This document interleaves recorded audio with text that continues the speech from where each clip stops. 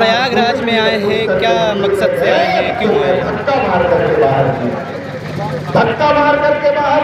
दरअसल देश की आज़ादी के 74 साल हो गए और 74 साल में इस देश का मूल निवासी जो है अगलों के सामने पूरी तरह से बौना हो गया है। हजारों साल से समाज दबा कर रखा गया है और आज़ादी के 74-75 साल होने जा रहे हैं। आज भी ये समाज जो है बेबस, एकल, लाचार और गुलाम है। इसका हक अधिकार मारा गया। 74 साल में इसे लोक संख्या के संविधान हमारे समर्थन में है। लोक संख्या के अनुपात में हिस्सेदारी मिलनी चाहिए।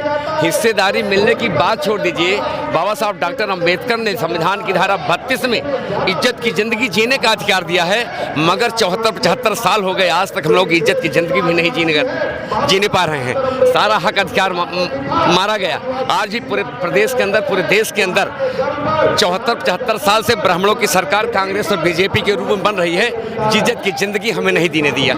इज्जत की ज़िंदगी जीने का मतलब ये होता है सम्मानपूर्वक ज़िंदगी जीना। ज़िंदगी तो कुत्ते और बिल्ली भी जीते हैं, मगर इंसान जो है, इज्जत की ज़िंदगी का मतलब यह है कि उसके अधिकार बहाल होने चाहिए। प्रधानमंत्री मोदी जी तो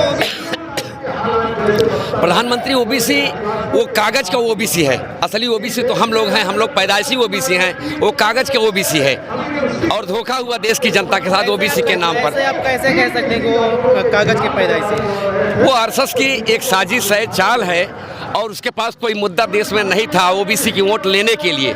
ओबीसी की वोट लेने के लिए और ब्राह्मणों की सरकार देश में प्रस्थापित करने के लिए मुख्यमंत्री, जब ये नरेंद्र मोदी मुख्यमंत्री था गुजरात का, तो एक धोखेबाजी साजिश के तहत प्रपोज किया इनकी जात के लोगों को कि इनको ओबीसी में कर दिया जाए। इनकी सरकार केंद्र में भी थी, इनकी सरकार गुजरात में भी थी, और प्रपोजल भेजा और वहाँ पर सेंट्रल गवर्नमेंट की सरकार ने एक्सेप्ट कर लिया और वो कागज पर ओबीसी बना दिए गए। कोई मुद्दा नहीं था।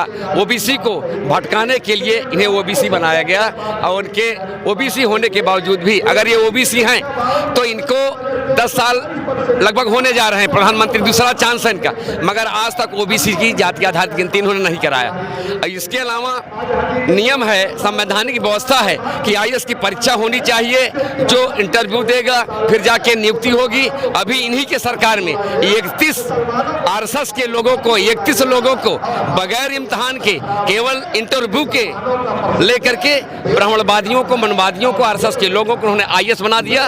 और जो आईएएस, वरिष्ठ आईएएस हैं, वो तब जाके सचिव बनते हैं सेंट्रल गवर्नमेंट में, मगर इन नए लोगों को जो 31 बनाया, इनको सचिव का दर्जा दे दिया। इस तरह से कैसे कहा जा सकता है कि ओबीसी के हैं? और 74 साल की छोड़िए, इन्हीं ओबीसी के प्रधानमंत्री अगर हैं तो ओबीसी होते अगर ये हमको बजट देते ओबीसी के विकास के लिए, लेकिन 5 नए का बजट जो है इनके राष्ट्रीय बजट में हिस्सा ओबीसी को नहीं मिला। तो आप इससे किस तरह से मुकाबला करेंगे? मुकाबला हम जनमत के बल पर करेंगे। बाबा साहब डॉक्टर अंबेडकर ने हमें भारत देखी, हम जानते हैं कि हम आंदोलन करेंगे, धरना करेंगे, प्रदर्शन करेंगे। इनके पास पुलिस है, पीएससी है, सीबीआई है, हमारे आंदोलन को कुचल सकते हैं, मगर हमारे पास सबसे बड़ा अगर हथियार कोई है तो बाबा साहब डॉक्टर का अंबेडकर का दिया हुआ संविधान है। उस अंबेडकर के संविधान की बदौलत इन्हें हम मिट्टी में मिलाने का और इन्हें धूल चटाने का काम करेंगे। आप ओबीसी वर्ग से हैं और जब भी देश में इलेक्शन आता है तो ओबीसी वर्ग बड़े पैमाने पर हिंदुत्व का सपोर्ट करके बीजेपी की तरफ चला जाता है, तो उससे कैसे निपटेंगे? देखिए, ओबीसी ब्राह्मण जो होता है वो साजिश बहुत करता है, धोखेबाज है, उसके अंदर न्यायिक चरित्र नहीं होता है। हमारे लोगों को, ओबीसी के लोगों को बहकाया चुनाव में कि सबका हिस्सा आहिर खा गया। यादव से, कुर्मी से कहा सबका हिस्सा यादव खा गया, आहिर से कहा सबका हिस्सा कुर्मी खा गया, और मुराई से कहा सबका हिस्सा कुर्मी और आहिर खा गया। सैनी माली मुराई से कहा कि सबका हिस्सा यादव, कुर्मी और माली मुराई खा गया। और चमार पासी में जाकर के कहा अनुसूचित जात में कि आपका हिस्सा चमार खा गया, पासी से कहा और कि तुम्हारा हिस्सा चमार खा गया, चमार से कहा पासी खा गया। इस तरह से हमारे लोगों को इन्होंने बांट करके हमारी वोट लिया और प्रधानमंत्री बन गए, धोखा किया। आप जो है अभी जो 31 दल आपके, मतलब जो 36 दल आपके संगठन में अभी पार्टी में गठबंधन कर रहे हैं जी, क्या इसमें अखिलेश यादव भी आ रहे हैं कि नहीं? देखिए, अखिलेश यादव मुख्यमंत्री नहीं बनने जा रहे हैं, मगर भारतीय जनता पार्टी के लोग, आरएसएस के लोग एक अफवाह मीडिया के जरिए फैला रहे हैं कि अखिलेश यादव मुख्यमंत्री बनेंगे। ऐसा क्यों कह रहे हैं?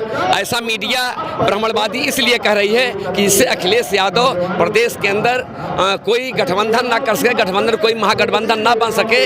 अगर महागठबंधन बन जाएगा तो अखिलेश यादव या सपा की अगुवाई में और भारतीय जनता पार्टी को रोका जा सकता है। भारतीय जनता पार्टी ना रुकने पावे, इसलिए जो है उनके मीडिया जो उनका प्रोपेगेंडा फैला रही है कि वो जो मुख्यमंत्री उत्तर प्रदेश के बनने जा रहे हैं। अगर उत्तर प्रदेश की राजनीति में देखें तो अखिलेश यादव के पास जो जनसमर्थन है, वास्तविकता जो देखें मतलब उससे झुटलाया नहीं जा सकता। बहुत बड़े पैमाने पर जब समर्थन मिल रहा है तो आप कैसे कह सकते हैं कि मुख्यमंत्री नहीं बन रहा? देखिए, अभी आपने देखा 2019 में सपा और बसपा का गठबंधन हुआ था, और गठबंधन में आपने देखा कि मुलायम सिंह और अखिलेश का और मायावती का, सपा बसपा का क्या हश्र हुआ। और मैं दावे के साथ कहता हूं, जब गठबंधन नहीं जीत पाया तो टुटबंधन कैसे जीतेगा, और टुटबंधन नहीं जीत सकता तो गुटबंधन कैसे जीतेगा। कि सपा में प्रसपा एक अलग गुट बन गया है, और सपा में प्रसपा एक गुट बन गया है, और बसपा में भी एक असपा बन गई है जिसका नेतृत्व चंद्रशेखर रावण कर रहे हैं।